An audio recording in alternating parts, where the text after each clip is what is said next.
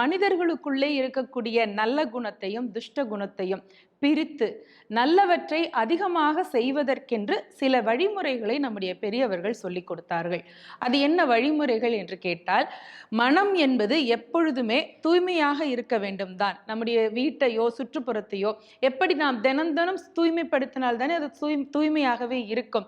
ஒரு 4 நாள் 10 நாளைக்கு தூய்மை செய்யாமல் விட்டால் குப்பை மேடாக மாறிவிடும் அல்லவா? அதுபோல நம் உடம்புக்குள் இருக்கக்கூடிய சிந்தனை செய்யும் மனதையும் அவ்வப்போது தூய்மைப்படுத்தி கொண்டே இருக்க வேண்டும். சரிம்மா, மனதை தூய்மைப்படுத்துவது என்று சொன்னால் அதற்கு என்ன பொருளை பயன்படுத்துவது என்று நீங்கள் சிந்திக்க வேண்டாம். அதற்கு நாம் பயன்படுத்த வேண்டிய ஒன்றே ஒன்று இறைவனுடைய நாம சங்கீர்த்தனம் மட்டும்தான்.